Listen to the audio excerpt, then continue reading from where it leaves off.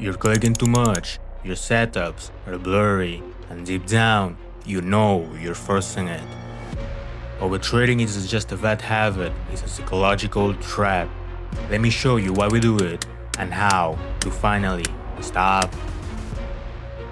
Hello everyone, this is Delta Flow Futures. I'm just someone who spent a lot of time making the same mistakes as most traders do. I've postponed challenges, blown accounts, and sat through more frustration than I like to admit.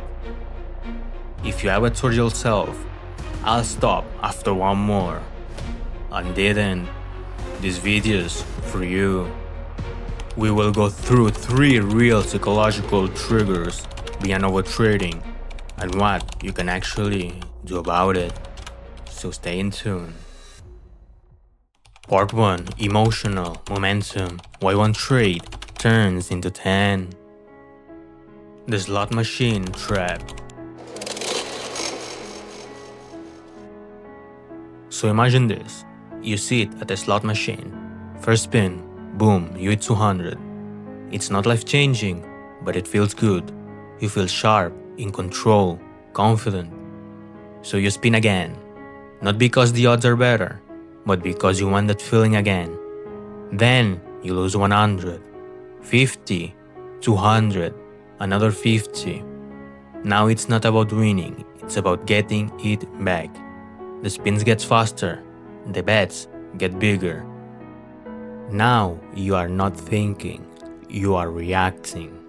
So you leave the machine frustrated, wondering why you let it slip so fast. That spiral, win, overconfidence, loss, revenge, is exactly what overtrading looks like. So this is basically emotional momentum when your last trade affects your next one emotionally, not logically. After a win, your brain hits you with dopamine. That reward chemical makes you want to keep clicking. You feel sharp, you skip filters, you start pushing it. And then, after a loss, you get hit of cortisol, the stress chemical.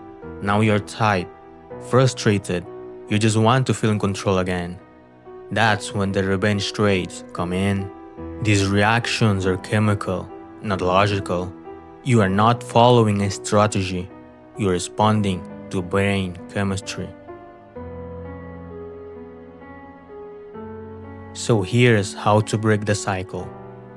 You don't need to become emotionless to stop overtrading. What you need is a way to break the loop before it picks up momentum. But first, let's keep it simple. The first rule is the reset rule. If you win a trade, pause for 5 minutes. Just don't look for the next setup, don't celebrate, just breathe and reset. Then, if you lose a trade, write it down 2 things. First, what happened and how you feel right now. That alone will stop most of your worst decisions before they start. The second rule is, ask the filter question. If this was the only trade that I could take today, will I take it? If the answer is no, you already know that the trade is emotional. Don't justify it, just walk away. The third one is to track your emotional triggers. You can use a journal or even Notion template and tag your trades. Revenge, overconfidence, boredom. After a few weeks, patterns will show up, and once you can see the pattern, you can stop repeating it. That's how you start trading your edge, not your emotions. Part 2. False urgency and boredom trading. Sometimes overtrading isn't just about tilt or emotion, it's just boredom. The market's slow, you're staring at the screen, and nothing's setting up. And even though you know better, you start looking for something, any movement, any small pattern. You try to convince yourself it's valid, but it is not about the setup, it's about the need to click. This is what traders call boredom trading. But it's deeper than that. It's actually false urgency, your brain creating pressure to act, just to feel in control. You sit there thinking, I've been here for 2 hours. I need to catch something. So you force a trade. And just like that, you are in a cycle. Here's what's really going on. Your brain doesn't like waiting. It wants resolution, action, feedback. This is called action bias, the tendency to do something, anything, instead of sitting still in uncertainty. In trading, the bias show up like this. You lower your standards. You trade in chop. You take low conviction setups just to stay engaged. But here's the truth. A slow market isn't a problem unless you treat it like one. The way to stop boredom trading isn't by forcing discipline. It's just by building process. First, redefine your conditions. That means getting specific. What does a valid setup actually look like? What signals, structure, or volume behavior must be present before you click? Second, use a no setup, no trade rule. If your criteria aren't met, you do not trade. No hesitation, no justifications. This removes decision fatigue, and more importantly, it kills the urge to act just for the sake of acting. The best traders aren't active, they are selective. And on some days, the most profitable decision you'll make is to absolutely do nothing.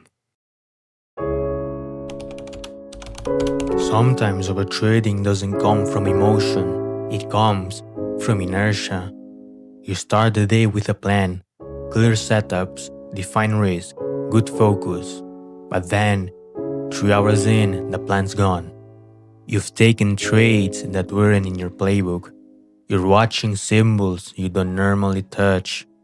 And the worst part, you don't even remember when that shift happened. This is called session drift. It's what happens when you don't define an end to your trading day and your brain slowly slips into autopilot. Not angry, not tilted, just mentally drained, slowly making worse decisions with each hour on the screen. Psychologists call this ego depletion. In trading, it feels like this. You start hesitating on good trades. You start forcing mediocre ones. You start chasing movement just to feel involved. You keep trading and trading and trading just because stopping feels like quitting. But you are not grinding at all. You are drifting. And here's the truth. If you do not define when your session ends, you'll keep going and going until discipline breaks down. And by then, the damage is already done. So the big question is, how do you stop session drift? You need boundaries, not motivational quotes. Actual structure. First, set up a time cap. Decide ahead of time how long your session will last.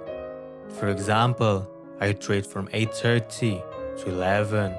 After that, I walk no matter what. Second, set the max trade rule. Cap yourself. It could be 1, 2, 3, 5 trades per session, depending on your strategy. This forces you to choose your spots more carefully, and it stops quantity from killing quality. Third, have a stop protocol. 2 losses. Don't for the day. Exit daily drawdown. Just walk. These rules might sound simple, but they are what keep you from blowing a good morning with a sloppy afternoon. Discipline doesn't disappear. It just fades, trade by trade, hour by hour, when there is no structure to protect it. You do not need to trade longer. You need to trade smarter. And then, know when to stop. Overtrading doesn't happen because you're undisciplined. It happens because your state shifts and you don't notice. One win sparks overconfidence. One loss pulls you into revenge. Boredom turns into forced trades. And too much screen time kills clarity. You're not trading your edge anymore, you're trading your mood. And the solution isn't to try harder, it's just to build rules that interrupt those moments before they spiral. Discipline doesn't come from trying harder, it comes from knowing when to stop.